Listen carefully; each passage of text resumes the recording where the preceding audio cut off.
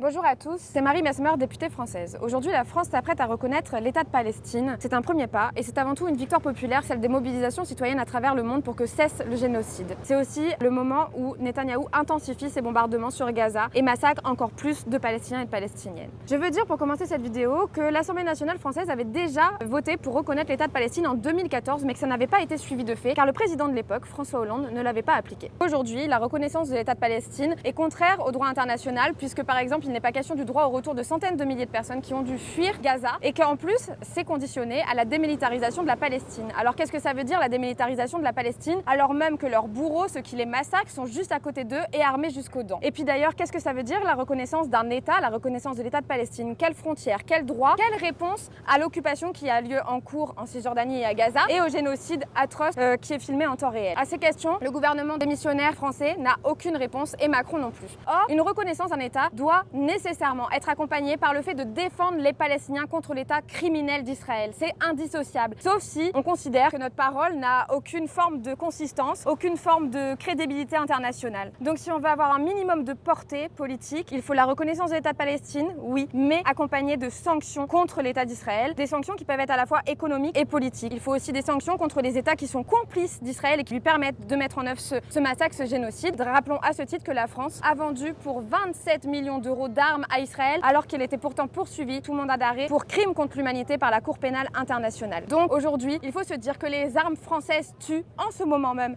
à Gaza. D'ailleurs, Macron, c'est aussi le président de la République qui laisse passer sous son espace aérien un criminel de guerre et un criminel contre l'humanité poursuivi aussi par la Cour pénale internationale. Donc aujourd'hui, les membres de l'ONU reconnaissent l'État de Palestine. Ok, mais qu'attendent leurs gouvernements pour agir? Est-ce qu'ils attendent que Trump et Netanyahou aient mis en œuvre leur projet immobilier et aient vendu tous les lots de Gaza? Et d'ailleurs, je veux dire aussi aujourd'hui, honte à Anne Hidalgo qui a mis hier sur la Tour Eiffel les deux drapeaux, l'un à côté de l'autre, le drapeau israélien et le drapeau palestinien. L'un est un drapeau d'un État génocidaire, colonialiste et raciste. L'autre est un drapeau d'un État et d'un peuple qui tentent de survivre et qui se battent depuis 75 ans pour leur existence, qui sont aujourd'hui victimes d'atrocités, qui ne portent qu'un seul nom, crime contre l'humanité. Moi, je suis députée française, députée de la France des droits de l'homme, de la France qui les défend. Donc, si Macron n'a pas le courage de demander et d'imposer des sanctions à Israël en même temps que la reconnaissance de l'État de Palestine, alors qu'il démissionne ou on le destitue.